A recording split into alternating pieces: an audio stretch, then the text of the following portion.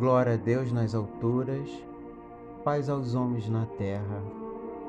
Jesus, bom e amado Mestre, sustenta os teus humildes irmãos pecadores nas lutas desse mundo.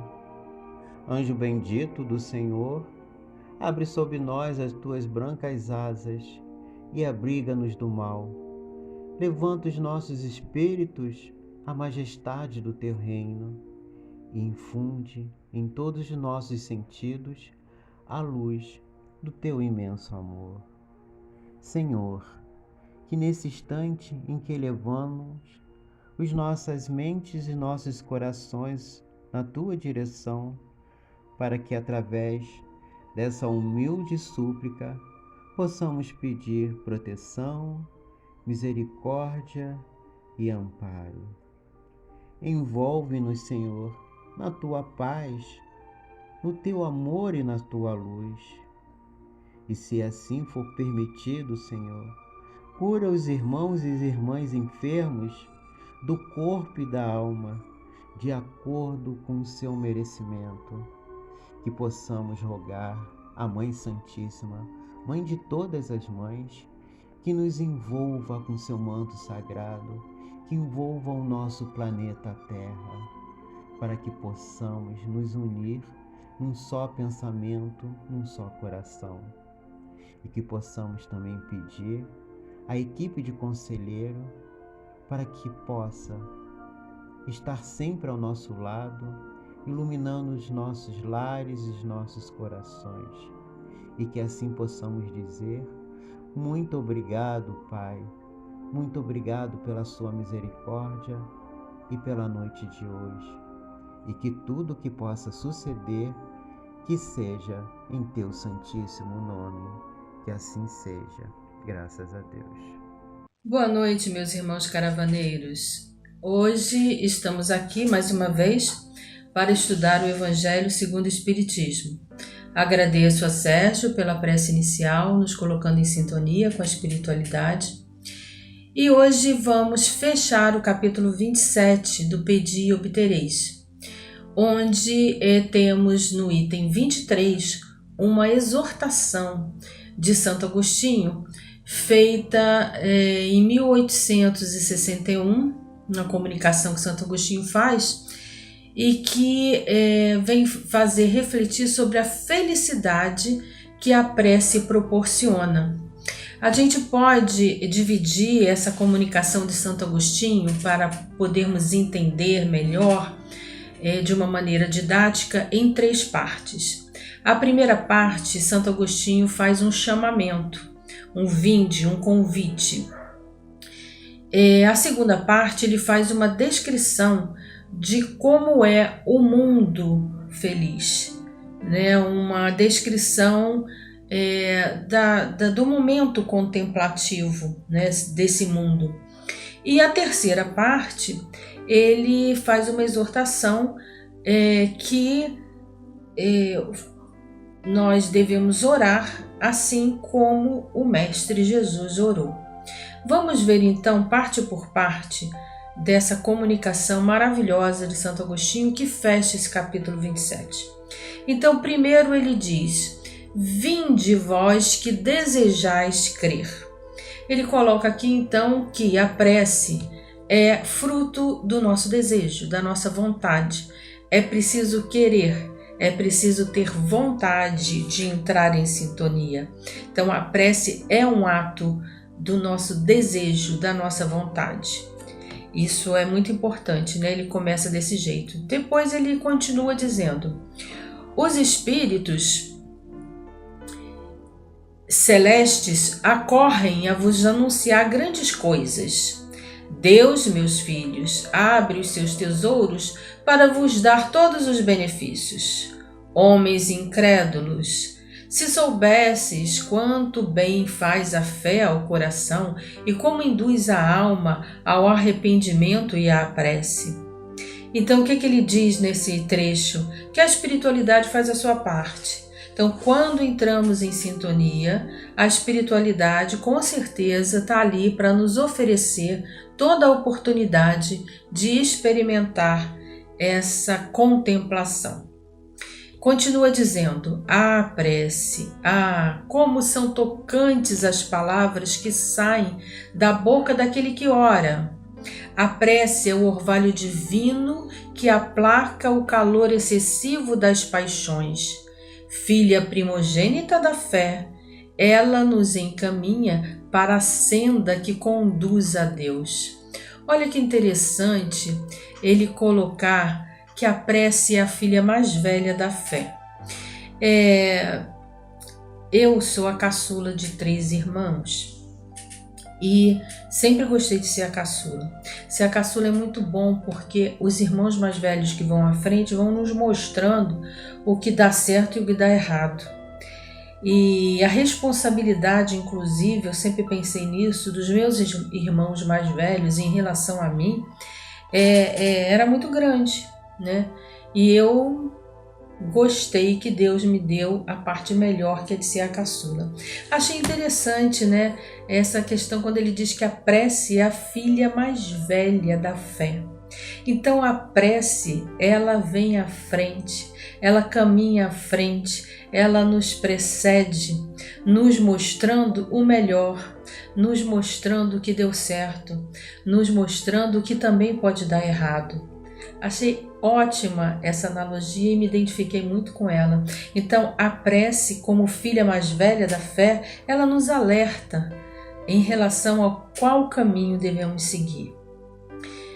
Continua Santo Agostinho dizendo: no recolhimento e na solidão estais com Deus.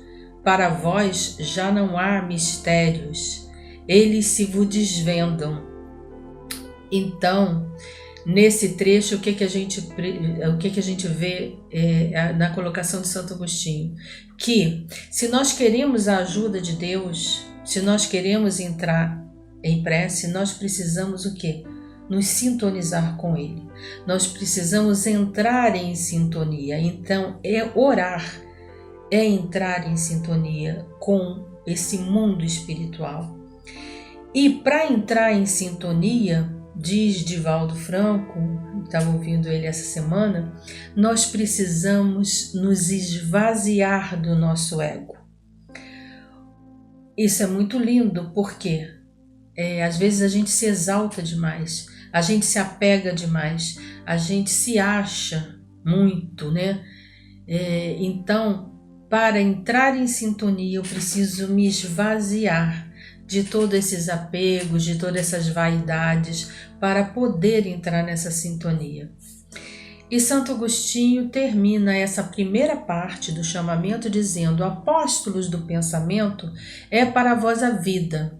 A alma se desliga da matéria, olha que interessante, e se lança por mundos infinitos e etéreos, que os pobres humanos desconhecem. Aqui ele coloca como é você entrar em atitude contemplativa, onde você se desliga da matéria e você começa a contemplar a beleza da espiritualidade.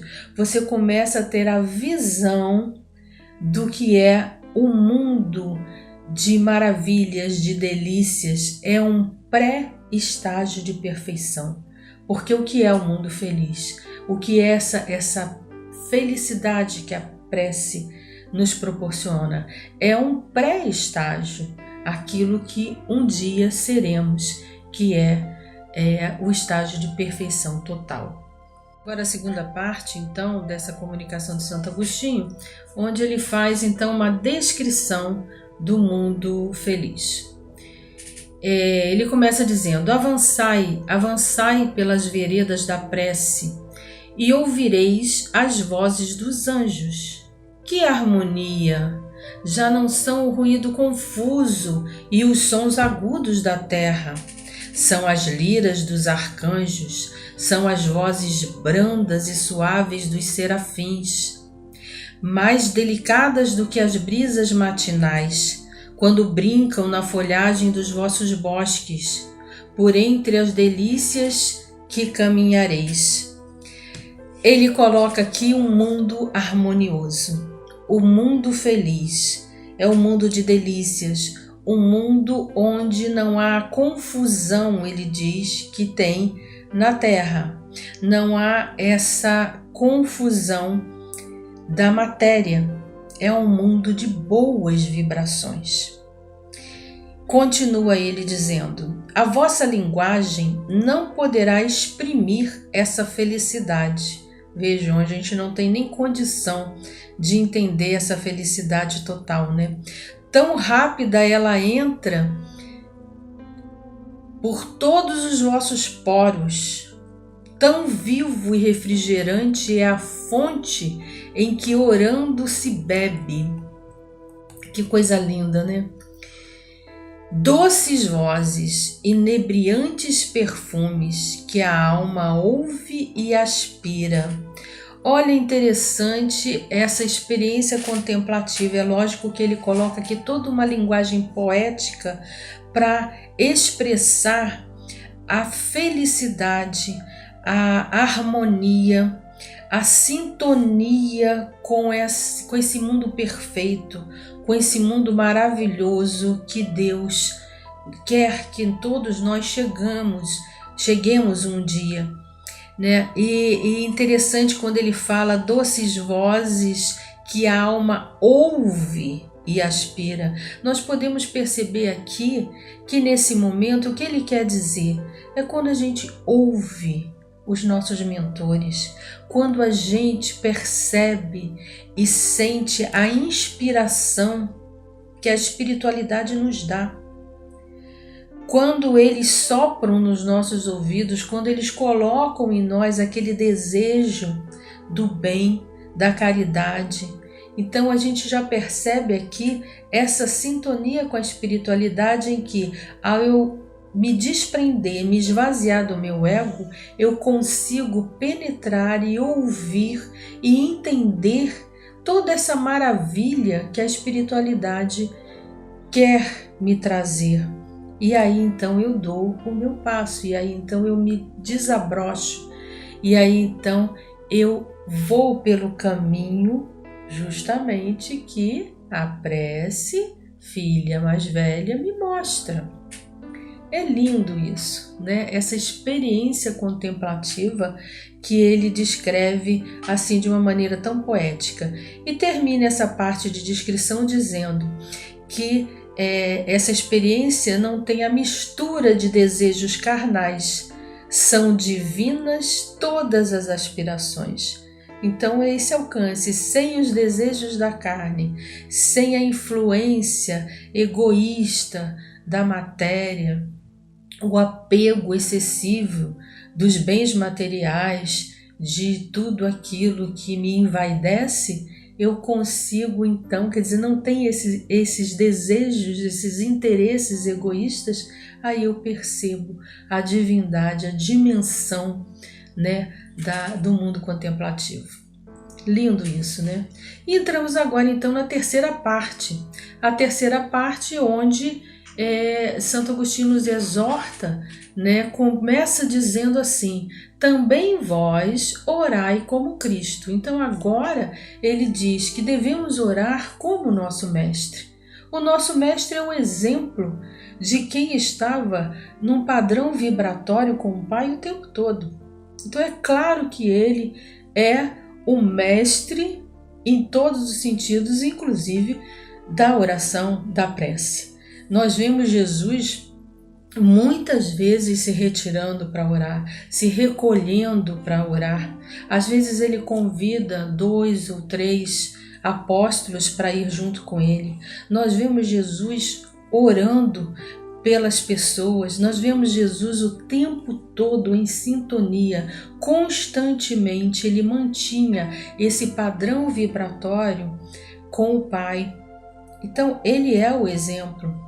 E Santo Agostinho continua orando como Cristo, levando a sua cruz ao Gólgota e ao Calvário.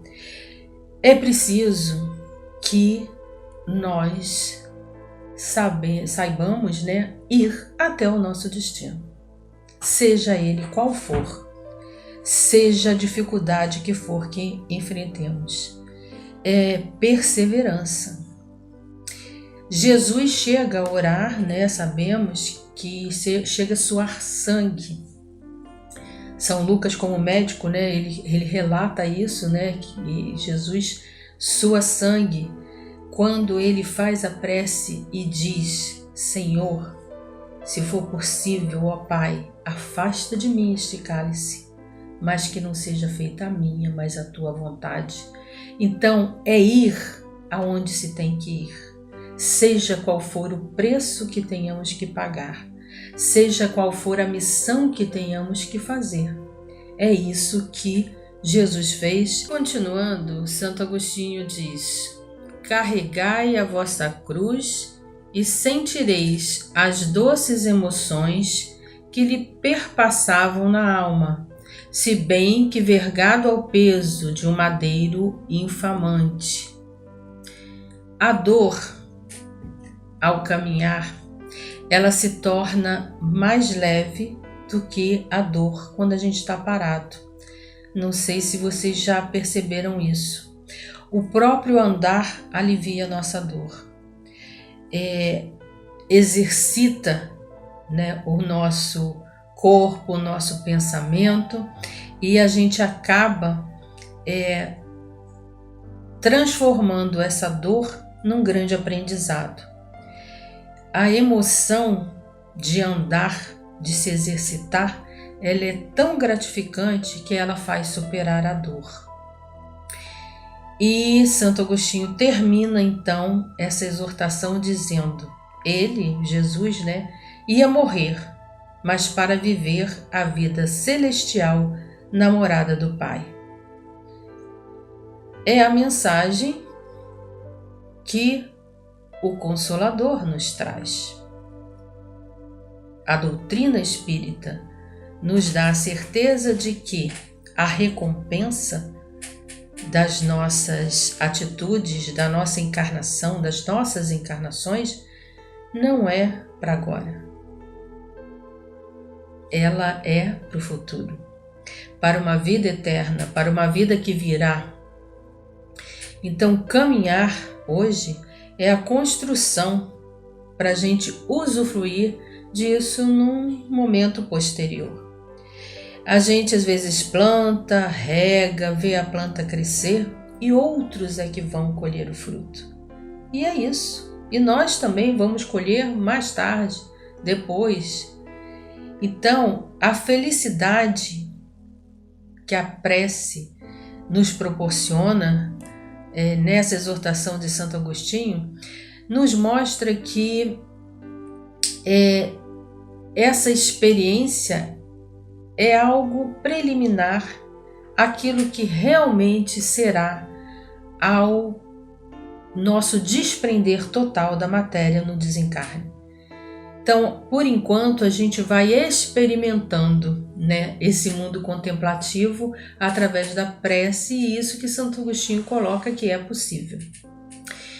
Eu gostaria de fazer com vocês agora uma reflexão que eu acho muito interessante, a gente trazer a questão da ciência para explicar e para comprovar coisas que nós sabemos na nossa experiência, mas essa comprovação científica eu acho muito interessante. Então, tem mais ou menos 2 décadas que foi descoberto, né, pela ciência um ponto de Deus no cérebro. Nós temos uma pesquisadora, Dana Zohar, ela é física e filósofa americana, uma pesquisadora da existência desse terceiro tipo de inteligência que aumenta os horizontes das pessoas. Ela é autora de 2 livros principais, ela tem outros, mas 2 livros principais, O Ser Quântico e a Sociedade Quântica, onde ela coloca essa evidência científica desse ponto de Deus. E isso é muito importante, eu acho, para nós, né, essa evidência. Nós temos a inteligência intelectual, a inteligência emocional, e Dana Zohar, ela coloca essa inteligência espiritual, que é esse ponto de Deus no cérebro. Nos lobos temporais, né, aqui nas laterais, que o lobo temporal é responsável pela questão das emoções, da memória, e eles evidenciaram, né, cientificamente, que esses pontos são ativados conforme a pessoa entra numa sintonia com coisas que ela acredita. Então, várias crenças que podem ser, não estão ligadas à religião em si, mas à espiritualidade.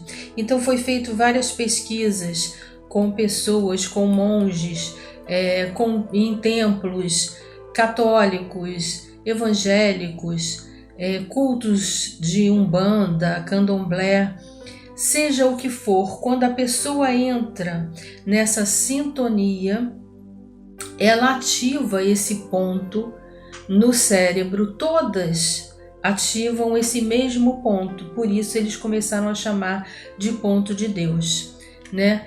E Dana Zohar, ela coloca que o que é esse, quando perguntaram para ela o que é esse ponto, olha que interessante que ela coloca, que num contexto mais amplo de sentido e valor, tornam-se mais efetivos esse ponto, capaz de usar o espiritual para ter uma vida mais rica e mais cheia de sentido, adequando o senso de finalidade à direção pessoal.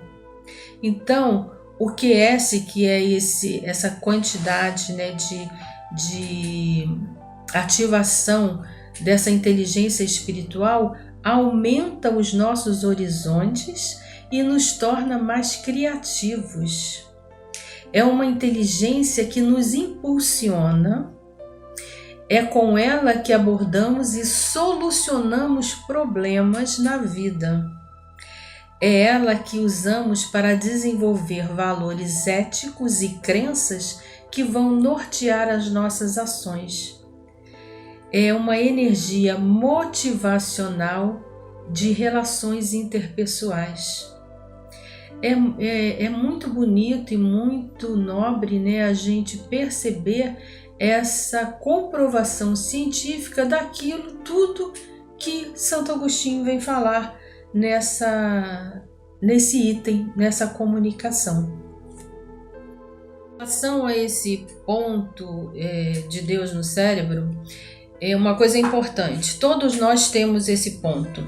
Agora, a quantidade, o desenvolvimento desse ponto depende também de cada um. Nem todos conseguem ativar da mesma maneira. Isso também é interessante, que aí vem para nós, dentro da espiritualidade, depende do momento evolutivo de cada um. Dana Zohar, ela identificou 10 qualidades comuns nas pessoas que têm essa inteligência espiritual, que ela chama. Pessoas que praticam e estimulam o autoconhecimento profundo. Pessoas que são conduzidas por valores humanos, são idealistas e creem na vida. Pessoas que têm capacidade de encarar desafios e utilizar a adversidade a seu favor.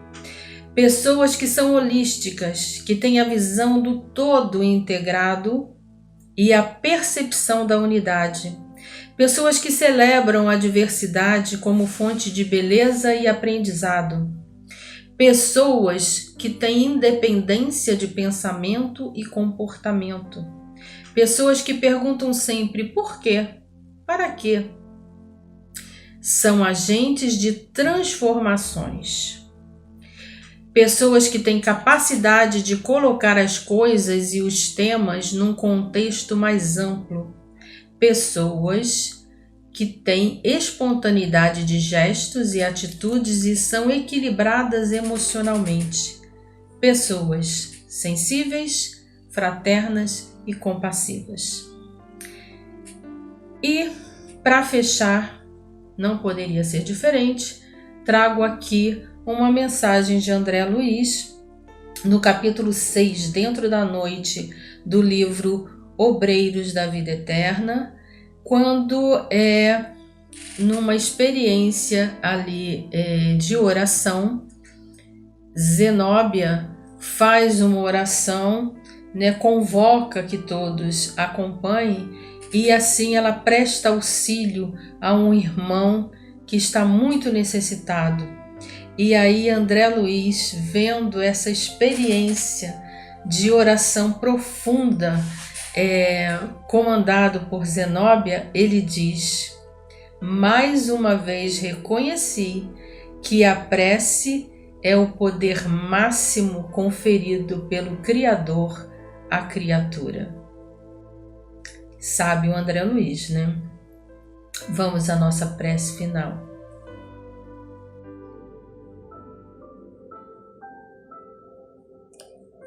Pai de infinita misericórdia, mais uma vez estamos aqui, ó Pai, na Tua presença e diante de toda esta espiritualidade amiga, nossos mentores, nossos guias espirituais, conselheiro, todos os espíritos de luz que nesse momento nos acercam, nos circundam e nos iluminam. Estamos aqui para agradecer. Muito obrigada por essa noite de estudo. Muito obrigada por essa comunicação linda de Santo Agostinho, nos exortando a querer. E dizemos, ó Pai, que nós queremos, desejamos muito entrar em sintonia contigo, experimentar desde já as delícias desse mundo feliz, as delícias das oportunidades de crescimento que no dia a dia Tu nos dás. Às vezes experiências dolorosas que nos custam dor, sofrimento, mas, ó Pai, queremos agradecer porque através delas nós estamos evoluindo, estamos aprendendo a vencer o nosso egoísmo, a vencer todas as amarras que nos prendem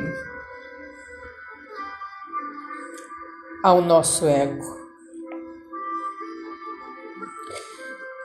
Confiamos a Ti as nossas vidas, junto com todas as vidas de nossos irmãos, especialmente aqueles que estão sofrendo muitas dificuldades da dor, da doença, do desemprego, do desabrigo, do desconsolo, da decepção. Confortai, Senhor, o coração de cada um dos Seus filhos. Tu, que sabe tudo de nós, que nos conhece, nos sonda e nos ama, que nos criaste como centelhas divinas. Confiamos a Ti as nossas vidas e damos todos juntos o nosso graças a Deus.